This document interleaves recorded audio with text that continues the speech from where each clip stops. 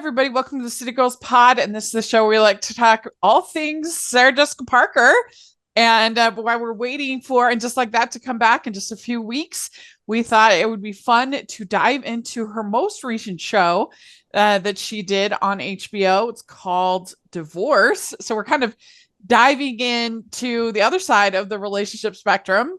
And we want to hear what you all think. We will obviously won't be able to cover all 3 seasons before the start of And Just Like That, but we can cover some of it if y'all like it. So today we're talking about the pilot and the second episode. And I'm film critic Rachel Wagner, and Jacqueline's here. You know, Rachel, when we met like 6 years ago and started our friendship over Hallmark movies, who thought we'd work our way all through Sarah Jessica Parker's filmography? I know, it's really true. And I'm so glad that you thought to do it and that you suggested Divorce. I'm really looking forward to diving into this one with you guys. It's gonna be fun. This was definitely something different, which is always fun to kind of shake things up. But we are not alone for this. We wanted to have some different perspectives talking about the show. And so Christina Benke is here with us. And thank you so much, Christina, for coming on. Hi, thanks for having me. Yeah, so this is your first time on the podcast. Why don't you introduce yourself to our audience? Tell us a little bit about yourself. Well, I'm Christina Benke. I'm an actor based in New York. I've known Jacqueline for a very long time. We met in undergrad, so we've been nice. Basically forever. And I'm also, I'm on like maybe my 5th career track at this point. I've worked as a filmmaker and a magazine editor and done a lot of different things. But you've done a little bit of everything. She's always been an exquisite actor. We were both actors at Susquehanna University. So I feel like you're coming home now that you're acting again. Yeah. Well, and I should ask, where are you on the Sarah Jessica Parker fan? Did you watch Sex and the City? Where would you say you're at? I actually over the winter, like I was catching up on shows. Or maybe it was last spring. There was a period of time where I basically watched all of Sex and the City from start to finish. Yep. I know I had seen some episodes, maybe even back when it was on, or like, rented the DVDs or something to be able to watch it. But watching it all, I don't think it was meant to be binged. Because it definitely was. The amount of sex the characters are having, I was like, I don't know anyone in real life whose lives are like parallel. Yeah, Charlotte has like 10 times more sex than like the average person. Yeah. And so seeing it all at once, you're like, ow. So, but I'm sure, yeah. So those early 2000s, wild time. But it was cool to see it in hindsight and also see how much like culture and society has changed. I remember it being such a touchstone when it was on. Like, even though I wasn't watching it, I was hyper aware of it, and everyone knew which character they were, and like, so it's and it's interesting to see now, like from the point of view of what we know now and how we talk about relationships and queer identity and all that kind of stuff, and how to work that in. So, well. I guess we should just like be blunt. We didn't think it made much sense for the two of us who've neither of us have been married. We didn't think it make much sense to have us talk about a show called Divorce. And so I asked Jax if she knew anybody who had been divorced who might be interested in coming on. And she mentioned you. So that's a weird qualification to have for a podcast, but here we go. The sexiest divorcee I know. Oh, thank you. Maybe also the only divorcee you know. So,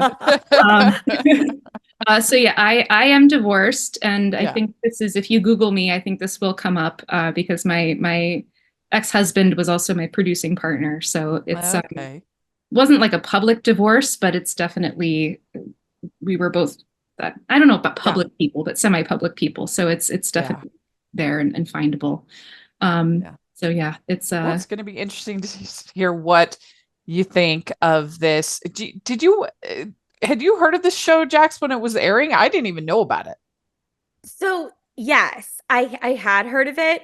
And I remember seeing the trailers and being like, oh, I'm like vaguely interested in that because I really like Sarah Jessica Parker. And is his name Thomas Hayden Church? Yeah, Thomas Hayden Church. I remember thinking, I don't know what I've seen him in, but was he in Wings? Yes. I remember being like, he's got a likable face, and then forgetting about it promptly. And then you said, do you want to do this? And I was like, oh yeah, I do. Yeah. So that was but you don't remember it when it came out, Rachel. No. And it's interesting with Thomas Hayden Church because he really has played quite a variety because he was the Sandman in Spider-Man and in Spider-Man 3. And then he was this jerk in the movie Sideways.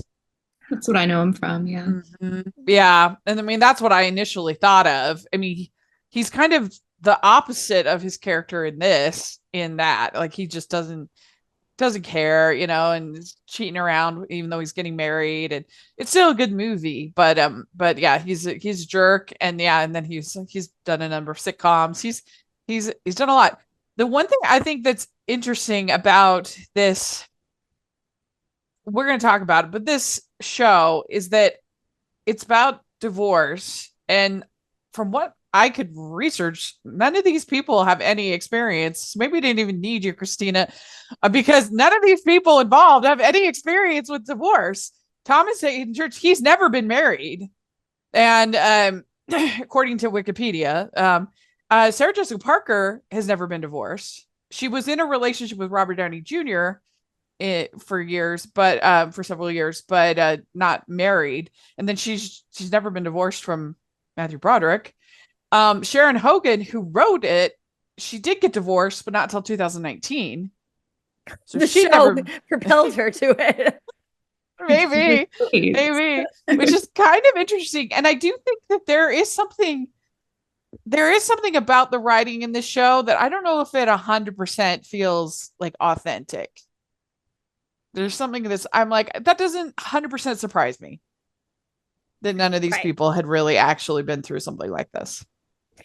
Yeah, there were definitely moments where I was like, well, that's not like how that happens. But I think also every relationship is so specific that the way the people in it are going to react to like a bomb dropping on it like that is you can never say. But yeah, I was telling Jax that the way that Thomas Hayden Church's character reacts, where he becomes just so unreasonable. I mean, it's reasonable given how shocked and hurt he must be. But when he's like locking her out of the house, and then she's trying to get him on the phone, and he's like banging a hammer on the wall, it's like that.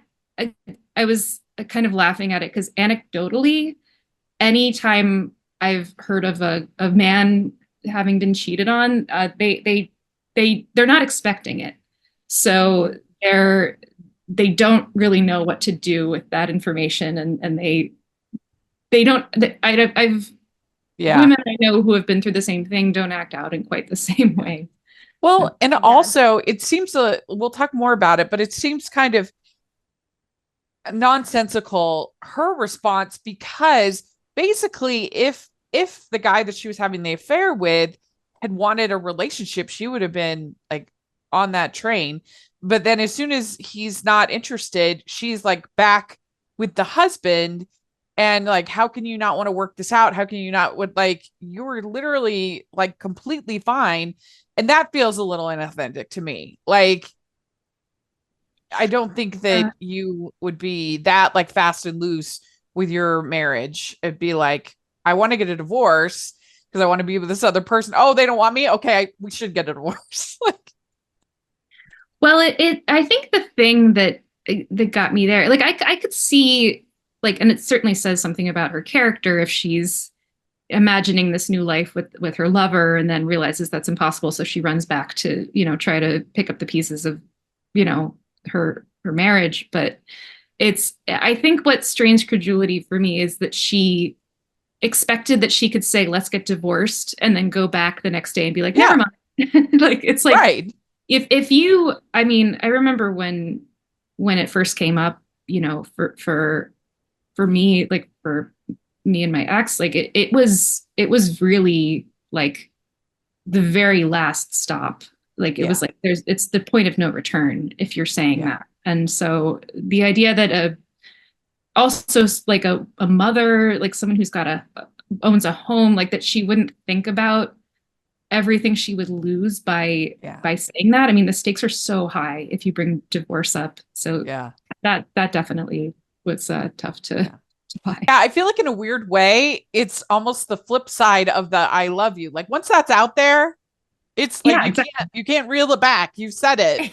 And I feel like it's kind of the same. She does that too with her lover. She's like, I love you, I think. I'm like, girl, you're a mess. Get your affairs sorted.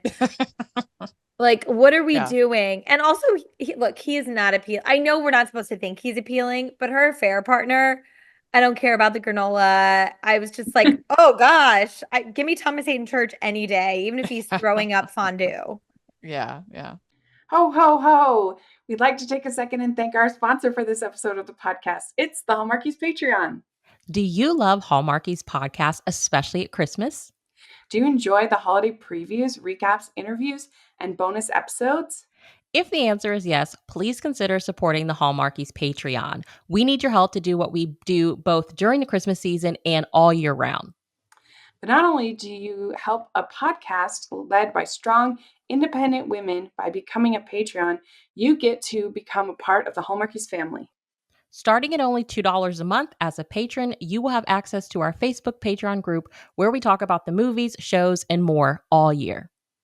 We also have many monthly patron watch-alongs with guests like Lacey Chabert, Natalie Hall, Paul Campbell, Mary Lou Henner, and more, giving their behind-the-scenes details of their films. As a patron, you also have the chance to provide input into the podcast and even join us at different tiers. So this Christmas season, spread some cheer to the Hallmarkies Patreon and become a member today. You won't regret it. Go to patreon.com/Hallmarkies to learn more. That's patreon.com/Hallmarkies. All right, well, let's dive in. It was interesting that the poster for this first season, at least, it was an obvious homage to The Graduate, which I thought was interesting. That last scene in The Graduate when they're on the bus and they've broken up the wedding, she's there, and they just look straight at the camera, and so I thought that was interesting that they would pay homage to a famous sort of wedding related, scene where they're supposedly going to be eloping or whatever, and that was interesting that they would do that, I thought, for the poster. And it was also, so she said in an interview that she was intrigued by the doubtful likability of her character. This is what Sarah Parker said. I like that Frances is very real to me. She's both honorable and messy. She's both exacting and untethered, but I think she's a very real person. So I thought that was interesting that was sort of the appeal of the character. And you could make that argument that a lot of Sarah Jessica Parker's characters. Here's my thing with this. I don't think Frances's infidelity is what makes the character unlikable at all. Normally, that's not something that to me makes a character unlikable. But Sarah Jessica Parker does have a way of, like, with Carrie Bradshaw or with this character, of finding these characters that you're just like, oh, you're a little insufferable, but like I'm also kind of obsessed with you. Yeah. As she knows how to thread the needle, and I don't know how she does it. It's true. Even in Square Pegs, you could feel a little bit of that. Like, it's just, that's her thing. That's her thing. It really it's her brand. It's her brand. And I don't know if you agree with this, if either of you agree with this, but I feel like this could be the Carrie Bradshaw fan fiction if she married Aiden. 100%. Yeah, I could see that for sure. Right? Yeah. Yeah. She probably would cheat on Aiden again. Yeah. Oh, yeah. Definitely. Yeah. She would definitely cheat on Aiden again. I even think the way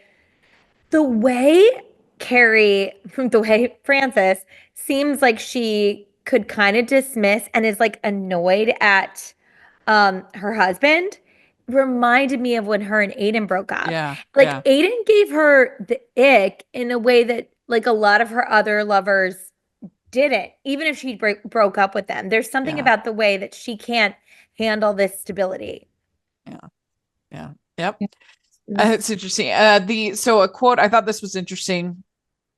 One of the reviews, this is the AV Club, Parker's gift, even on Sex and the City, has always been a well-timed comeback or a reaction shot. Her character is not a reboot of Carrie Bradshaw, but she doesn't exactly force the actor to stray from her comfort zone. That's not necessarily a bad thing. It's a pleasure to see her back, shaking her head at just the right moment. So I thought that was true, that it, like we've been talking about, that AV Club very often spot on, and yes, spot on for this. Like all the, you're talking about the reaction shots, Rachel, like she's locked out of the house. This is like all of it. Or when the Molly Shannon's character is upset that she didn't know about the affair, and that reaction, just all of it, it's like it's pitch perfect. Yeah. I do think it's interesting. So we'll dive into the pilot here a little bit. That I think it's interesting that they did go with her being the one to have the affair, because most divorce stories, it's the reverse. It's like the good wife, or the, these stories of that, oh, I have to stand by my man, or should I stand by my man, kind of a thing. So I think that was kind of an interesting choice. Yeah, it is unconventional because, and I think, I don't know, going back to what I said about the way, speaking broadly about how men might react to finding out about infidelity versus women. I think also in media, it tends to be really reinforced that like, men might be unfaithful and women have to just, grin and bear it and spouse. Whereas you don't see that version of it explored in stories very much. So it's cool to see, because it's not something that gets explored very much, and it's pretty bold too, because I think female characters probably don't get as much of a pass for infidelity as characters generally do. Well, I think for a long time it was because the man was the one out in the business world, and so like, you could, unless you were doing something like a Mad Men kind of a thing, where they had sort of more temptations for some of the 50s characters, 60s characters in that show. But I think that's probably why it was more natural to do that. But yeah, I think it is kind of a modern take on the storytelling, to have her be the one that's really to blame for her family falling apart. Oh, for sure. Yeah. Yeah. And it's interesting how she really, it basically at every turn, it just went as horribly wrong as it could. Like there's so many scenarios where she could have like come clean, or just really hidden it and like change. Like there's so many things, but instead she got real messy with with it. But it's interesting because she's not really demonized either by the script. I mean, you look at something like the late 70s, you had all of these movies that were these sort of empowered women, but they also were like Kramer versus Kramer, or An Unmarried Woman, or some of these stories where that in order for the woman to be empowered, she has to leave her family. But I don't know, it's just like a different kind of way of looking at her character, I think. So it's interesting. So it starts out, she's like visibly actively annoyed by him, and she even locks him out of the house. This is before anything's happened. And I'm just like, wow, she is like major passive aggressive tendencies. That's why her lack of self-awareness feels a little, I mean, we'll see how they continue on with it, but it's like, how are you not, like, how can you still think that that everything can be hunky-dory? Yeah, and it felt a little heartbreaking with, I mean, look, this scene is absolutely hilarious. Molly Shannon, I mean, I could not stop laughing. She is a revelation, comedic genius. But we know when she does like shoot off this gun, and then is that Tracy Letts that is playing her husband? Yeah. Okay. He's great. I've seen him on stage and he's so fantastic. Wait, what's that, Christina? Oh, I think of him as Carrie Coon's husband, but yeah. Yes, me too. Carrie Coon, White Lotus, she's absolutely killed it. But yes, Carrie Coon's real life husband, Tracy Letts. And which Rachel, I think I've talked about in the podcast before. I saw Carrie Coon and Tracy Letts in Who's Afraid of Virginia Woolf. They were playing, she was playing Honey, he was playing George. So they were, they weren't a couple in it, but it was. I was going to say, that's a marriage story right there. That is a marriage story right there. I think they met at Steppenwolf.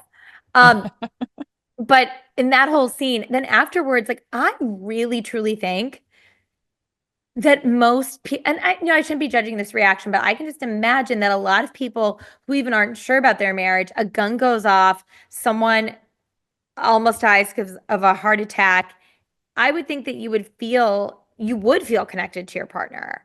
Or, even if it's not like, oh, I'm back in love with you, but it's like, holy crap, that was weird, right? Even if it's not super emotional, it's at least gossip worthy. And she was just like done with him.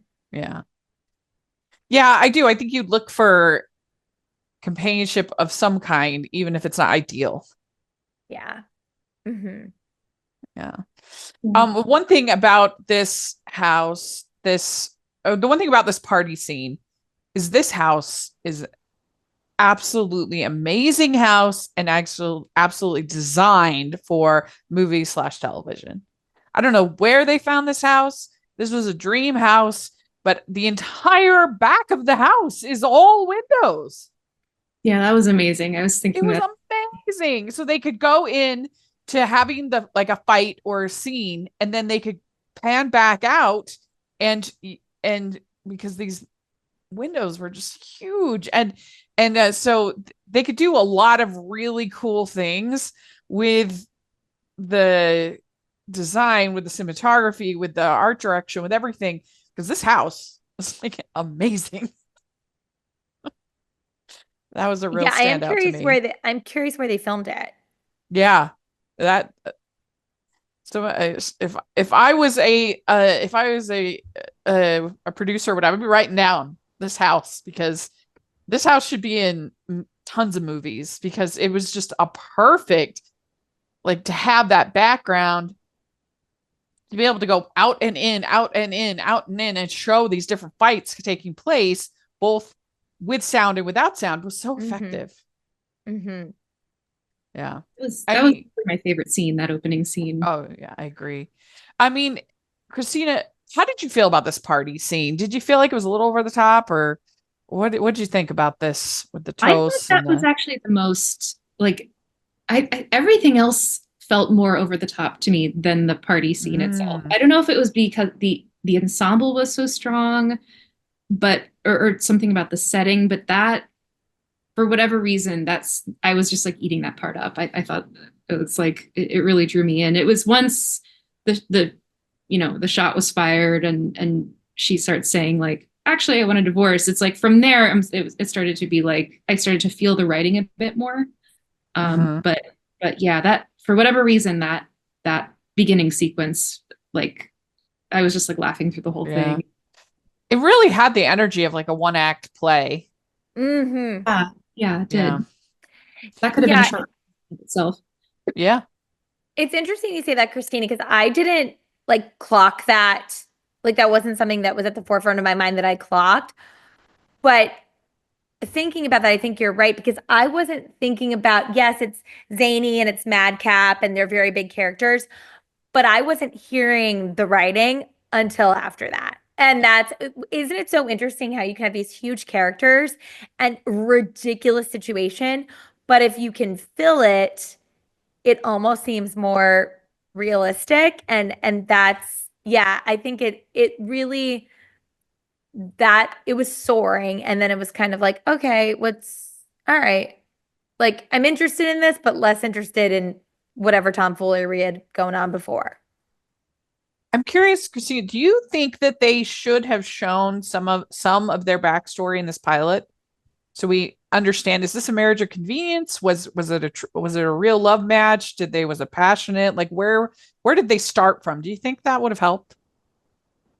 I'm not sure. I mean, I definitely wondered because like you said, like to react to a traumatic event like that with just completely closing down and having like no empathy for your spouse, like even if it's someone you're not in love with anymore, there's still someone that you see every day who knows you better than anyone and who you know better than anyone. Like no matter, I mean, unless they don't seem to have mutual acrimony. So it was a little like I was wondering where it was coming from. And what we're supposed to be making of her character. So I don't know if that's going to get filled in as it goes or yeah, I mean, I can understand the feeling of like resentment that builds up over time, but even so, like it's still someone that's the father of your children. That's someone that you have history with. So it's a little bizarre. Yeah. Yeah. In some ways, it's a little surprising that they had her have children for this character and what they're doing. Like because it just makes all of her decisions way more messy. Like she had to know when she's starting this affair that like this was going to seriously impact them. Like, didn't she care? Like, what was she doing? Like it just makes all the decisions like way, like I said, more messy. Yeah. I mean, I think one of the times that struck me was when she was like, "Can I stay here for a few days? I'll just like tell my husband and kids that I'm away on business." That is like a sudden business trip. Like I almost can even make the leap of like having an affair and not thinking about like this character having an affair, not thinking about how it's going to affect her family because she's just caught up in it because she's making all these little decisions. But in that moment, she's like, I've just told my husband I want a divorce. I'm just gonna let that sit for a few days and not return home and not even go home to like, I don't know, the whole thing just that felt the worst to me. So it turns out she's having an affair with this guy, Julian. And he is played by Jermaine Clement, who is hilarious. He's not really given to show much of his humor, but he can be extremely funny. If anybody's seen What We Did in the Shadows, that is hilarious.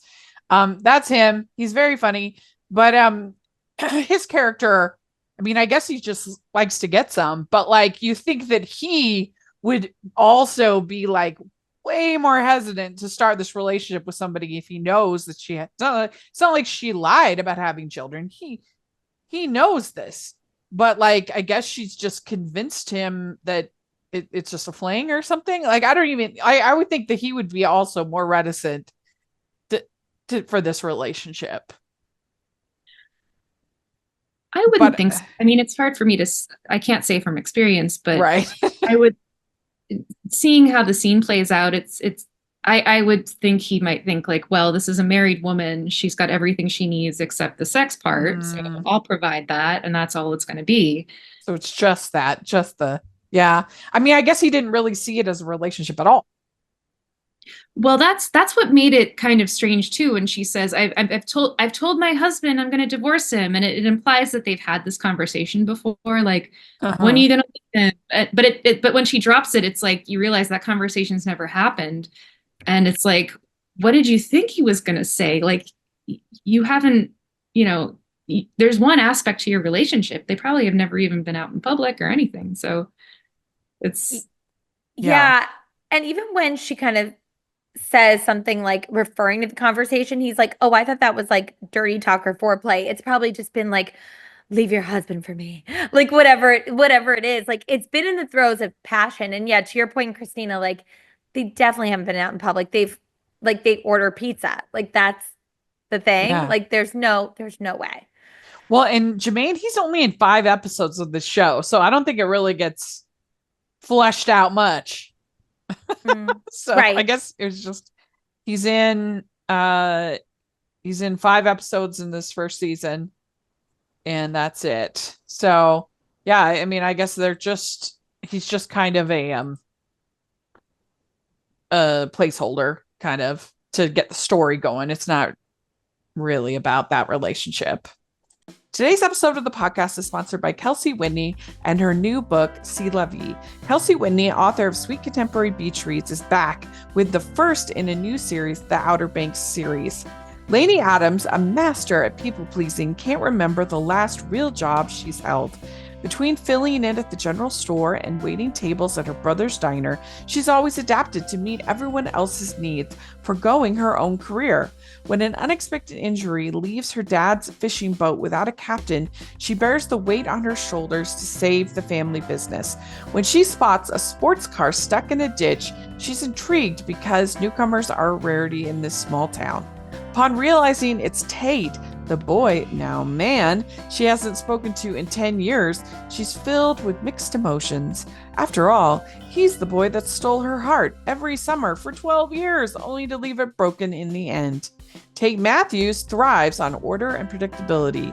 When he catches his girlfriend cheating on him on the day he was planning to propose, it uproots his plans for his future.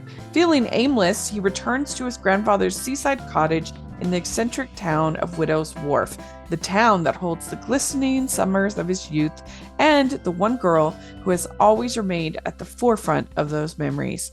Armed with a plan in place to fix the wear on the family cottage from being a seaside rental over the last decade and a newfound purpose, Tate begins renovations. When he finds a faded letter with a vague message to meet at a lighthouse that no longer exists, his interest is piqued. Will Tate be able to solve the mystery of the letter? Will it be enough to bring Lainey and Tate together again? And most importantly, will Tate be able to help Lainey see her true worth? C'est La Vie is available for purchase through the Crafty Bookstore, Romance Landia Bookstore, and the Porter Company Bookshop, as well as using the Amazon affiliate link below. That's C'est La Vie by Kelsey Whitney. Happy summer reading! And I guess it's her flipping that as soon as she's rejected by Julian, then she says, "Oh, we should definitely go back to liking each other again." That I bought, actually. Yeah. Okay. Interesting. Yeah. She needs to be with someone, and so she's been living in this fantasy of who she thought she was going to be with, and then once is gone, she's like for whatever her character has got going on, it's like she's like, oh wait, okay, maybe I need to try to make my marriage work. It's like she never thought about it until she got the and he finds out from looking at her phone, correct? Yeah, she gets a call and then he like calls the number back. Yeah. And they must have answered so he knows, and he locks her out. And he says that you're the villain here, not me, which is accurate. Yeah. It is interesting. I think that her friends' words are ringing in her ears. Like, oh, are you going to be okay being alone? She's like, well, I'm not going to be alone. And she just can't handle it. Uh-huh. And we got to throw a real throwback. He says, you're Jesse James and I'm Sandra Bullock. That was great. That was a blast from the past. I was like, oh yeah. It's like, I guess it was timely when they. That one went over my head, to be honest. So. Yeah. So when, and then I think he says, I'm Sandra Bullock about to win my, my big award or whatever. And because, right when Sandra Bullock was in the big Oscar race for Silver Linings Playbook, not Silver Linings Playbook, football movie, other football movie. I can think of it. Blindside. For when she was in the Oscar race for The Blind Side, during that whole thing, she was married to this guy, Jesse James. And it turned out not only had he had an affair, he had like a lot of affairs and was a bad dude. And so she, bad divorce, bad situation. And then she gets the Oscar. So it was unfortunate, but I was like, oh, wow. That was kind of funny. Yeah. So overall, how do you all feel about the pilot as a whole? Did it give you, would you be interested in watching it just based on just this pilot? What do you think, Christina? Well, like I said, I love the party scene. I love the actress Talia Balsam. You never see her, so she's a really welcome person to have. She had a small part of Mad. Yeah, she was good. Yeah. I've really been enjoying her scenes, and Molly Shannon I'm just obsessed with. So, so she's great. So those scenes are kind of driving it forward for me. I also think Thomas Hayden Church is doing like an excellent job. I'm like loving this character. So that would keep me going just to kind of see what happens. But yeah, I'm less intrigued by like, how's she going to get her life back together? Because I'm like, I don't really care. So it's not really, I don't really want to concern myself with that. I think the reason why is that I think that we would be like more invested if it was funnier. Like all the jokes pretty much that landed were all at the party. Mm-hmm. And most of the couple stuff was not written that funny. And I think that hopefully we'll see more humor going forward. But yeah, I think that maybe that's part of the disconnect, maybe. I think that's a really good point, Rachel, because like we're not, and I get it because it's a little bit bigger and broader of a character, but we're not really feeling like Molly Shannon's a villain, and she almost killed her husband and was kind of partly responsible for the heart attack that may kill him. We don't know. But because Sarah Jessica Parker isn't that funny, a lot of this stuff, it's just coming across as it felt a little repetitive for me. Yeah. Like the getting locked out of the house and then her fault, like it just all started to feel a little repetitive, whereas all the other stuff felt fresher. Yeah. We'd like to take a second and thank our sponsor for this episode of the podcast. It's the Hallmarkies merch store. Are you looking for that perfect gift for the postable, Hardy, or Hallmarkie in your life? What about getting that t-shirt or hoodie that will help you stand out at your next holiday party? Now is the time to check out the Hallmarkies merch store. Full of festive designs by artists like Jessica Miller, Carrie from Hallmark Comics, and more. You can even have more than just shirts, but totes, cell phone cases, notebooks, mugs, and more. And it isn't just Hallmark. We have designs for Anna Green Gables, Man from Snowy River, The Nanny, and more. Every purchase at the merch store goes to help support the podcast and allows us to make the great content you know and love. There are frequent sales, so go to tpublic.com/stores/Hallmarkies or see the link in the description. That's tpublic.com/stores/Hallmarkies. Episode 2, it's called Next Day. And this episode is, let's see this one. So it's Frances rushes to intercept Robert before he tells the children that she's divorcing him. Diane waits for news on Nick's condition, and Frances considers signing a lease to open her art gallery. So yeah, she's like a mess as far as the fact that she'd even be at this time, like that she'd be considering opening an art gallery is kind of madness going on. But she's locked out of the house, and that's when she uses the neighbor's phone, and she's like got the potty mouth, and they're all kind of horrified. Well, the thing about the phone for me, or am I interrupting? No, please go ahead. When she makes the call to him, I was like, call a locksmith. Like, what? Yeah. That makes more sense. And I mean, it is pretty rude if you're in somebody else's home to be talking like a sailor. Yeah. Yeah, people you don't know. Yeah. Yeah, they have kids. And also it just feels very intrusive to do that in the morning before school. Right. To and before work, or which is when you're starting your day. Yeah, you're not even friends with these people. Yeah. I mean, it is interesting too that 2016, I think you can see the differences in technology even from then to now. That like still everybody has a landline. Mm-hmm. Nobody has landlines anymore unless you work, maybe some businesses do, but nobody I know at a residential.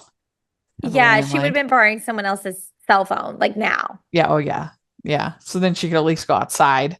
Mm-hmm. So that was interesting. And so that was funny. And I did think that this interaction between the two of them here was a little funny, and he like throws away her purse and all with the banana stuff. peels. I enjoyed that.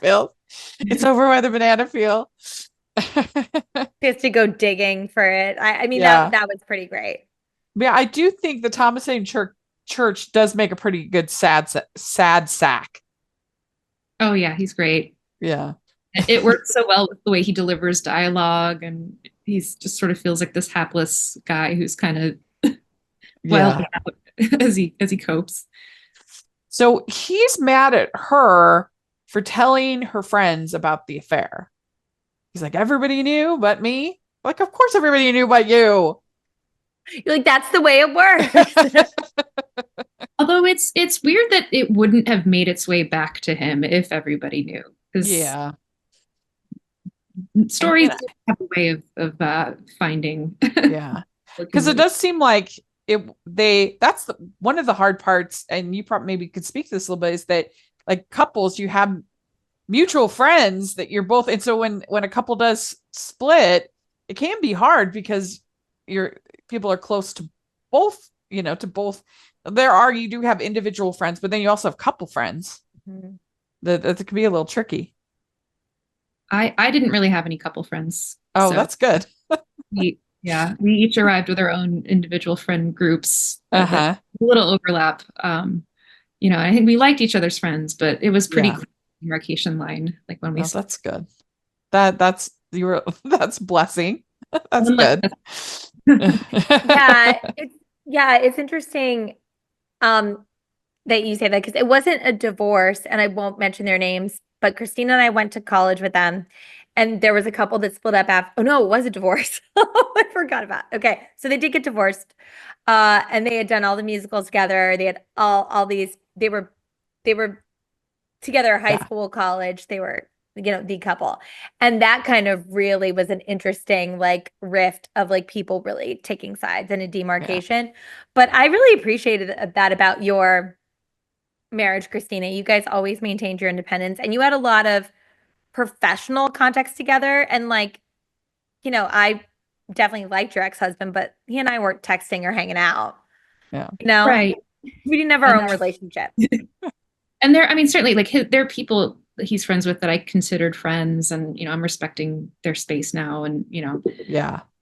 Yes. But so yeah, I don't know, the word friend kind of gets me in my head sometimes, because it's like, how do you define like who that person actually is? That's a good point. But we were both like out of college when we met, so it's not like we like met in college and had the same friend group or something like that where people like sides. It was we're pretty established as adults. So.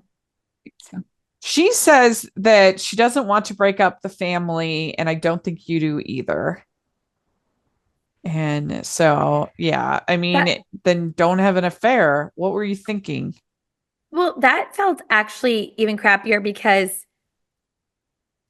it wasn't just the affair. She blatantly said she wanted to get a divorce, and that he said, how about counseling? And she's like, I already did counseling. And it's like, girl, you can't, now that he wants this, you can't go back and be like, what about the family, when you were just saying that. It's not even like she had this affair and then came to him and was like, whoa, I screwed up. I'm so sorry.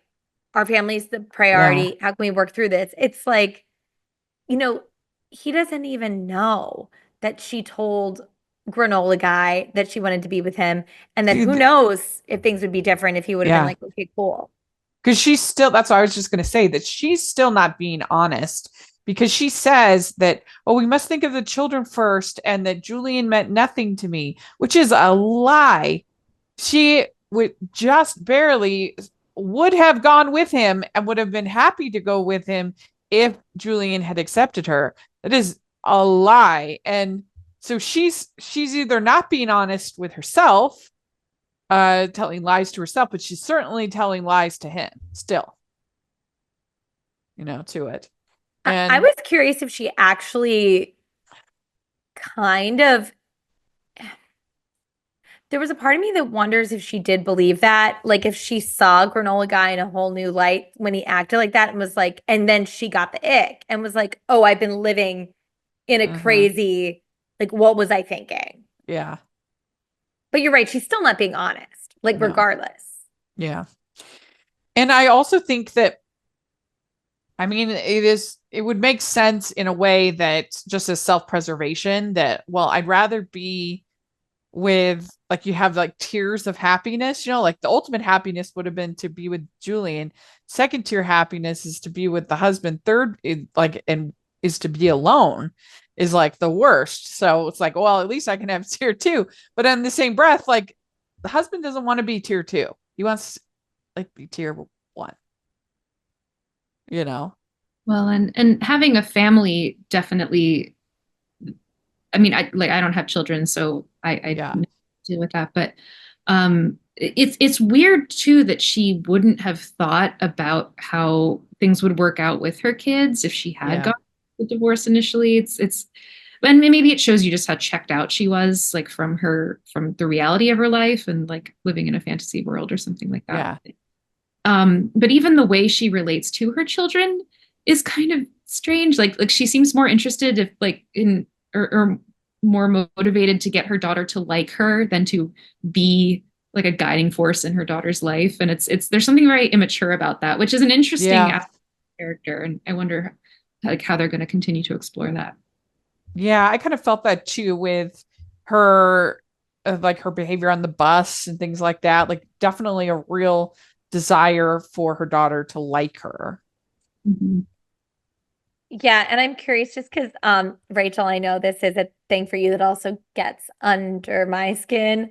Like, sullen teenager trope. It's something, Christina, it's something that Rachel hates. And like, I've grown over years of podcasting and being friends with Rachel to hate it, I think, almost as much as you. And it just gets under my skin. Yeah. Well, it robs the teenage character of their humanity. Because and I get it. Like, teenagers can be challenging. I understand that. But like, I don't know. It's just sometimes it's just too much. You need, like, they're not like dictators. Like, they have some humanity, I would think, like, right? They need to be, I don't know, they just take it too far, I think, quite frequently. And I really don't like it. But I did write here, I wish this was funnier. I just think a lot of it would land a lot better if I was laughing. Yeah, there's a lot of there are parts where I wondered if it was meant to be funny. There was like a section that sticks in my mind is when he's first locked her out of the house and he starts listing all these insults, and they're very, like, there's a lot of flourish to them, but it's like he just lists them off. It's like, you thought of all of that as you were standing there. There's no kind of like pause to think of a new one. And so that's a part where I was really aware of the writing, because I was like, oh, this is a literary flourish, but it's not funny, and I'm also not buying it as like spontaneous behavior. Yeah, acting standpoint. Yeah, I agree. Well, that's the 2 episodes. So it's going to be, if we keep watching them, let us know what you think. You can watch the episodes on Max. If any of y'all have Max, you can watch that on there. And let us know what you think, if you want us to do more. And if you like the series, what do you think of these 2 episodes? We'd love to hear in the comments section. And make sure you follow us at City Girls Pod on Twitter, and of course Hallmarkies Pod. But Jax, where can people find you? Jacqueline Collier on Instagram. Great. And Christina, do you have social media or anything like that you want to share? Yeah, I have an Instagram, so it's Christina_Bendke. Great. And we'll put that all in the description. You should definitely check that out. Make sure you check out all of our City Girls Pod episodes. We've covered so much at this point now. We covered all of Sex in the City. We covered all of it just like that. We covered the Carrie Diaries, Square Pegs. It's amazing. It's a lot of fun. Oh, and Rachel, Anna Sophia Robb is in the Broadway, or it's either off Broadway or Broadway play, All Nighter. Oh, so I'll cool. I think I'm going. I'll let you know how our girl does. Definitely keep me posted. That's for sure. And we will have, and just like that, starting at the end of May. So we may do a couple more of these. We'll see. But we'll definitely have the finally season 3. Been waiting 2 years. Oh my Pins gosh, and needles. Right. You just can't wait. We're ready for it. High quality programming to come back. The trailer does. Christina, have you seen the trailer? Because Rachel sent it to me and she was like, "This looks better," and that seems to be the consensus that it does look better. Well, I hope so, because I've heard things. It takes me to a dark place, and just like that. Particularly what they've done with Miranda is just unconscionable and very frustrating. And it's fascinating because there's been this character, Che, who is just, when you have one character in a show that's not working and they just keep pushing and pushing and pushing and pushing and pushing the character, it just, and so this trailer, no Che, it's like, yay. And it is such a bummer, because if Che would have continued just to be like Carrie's podcast producer and like was a wing person for Miranda, like that was what Rachel and Christina, were marveling at. It's like, we were like, this is not, they would not date each other. Like Miranda's queer awakening, exciting. Dating Che, it was like neither one of these people would be into each other. I can't figure out who less. Yeah, it made absolutely no sense. And then turning Miranda into this housefrau was just frustrating because she was arguably the most powerful of the original four. Strong, independent, and not that you can't have weak moments in your life. I get that, but especially it's just a very weird choice to have your strong, independent female character for their coming out journey to be, I'm going to become a housefrau that's weepy and independent. Like, what? Yes. It was such a weird choice. It didn't make any sense. That makes me think of and I didn't watch And Just Like That, but the pairing of like, oh, we want to have Miranda's queer awakening, and then here we have a queer character she can get together with. It reminds me of when they put Stanford together with Charlotte's wedding planner. Yes. Anthony. And Anthony in the movies, and you're like, no, those two would never come together. Like, what? They're the two gay characters we have, so let's just pair them up like Ken dolls. That's exactly right, Christina. And it feels so much more tokenizing when you do that, rather than just like, Che could have been awesome as a wing person. Like, imagine taking Miranda to the cubbyhole, and that's something that Che would have done. And Miranda could have been like, there could have even been a moment where they like almost kissed, and it was like, oh, whoa, this is weird. Like, there was so much they could have done. Yeah, but they did it all wrong. Yeah, absolutely. If she had been kind of her fairy godmother, for lack of a better word, or if they had been Miranda's fairy godmother, that could have been fun. Could have been amazing. But instead, it was painful. Yeah, it was painful. But hopefully, season 3. It's going to be good. Let us know your excitement level, what you're thinking. And again, we have the recaps of all of that.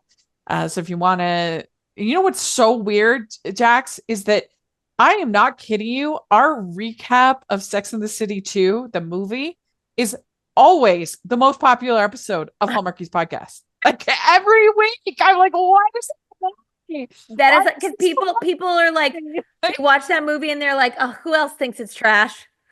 Then they Google, then they look.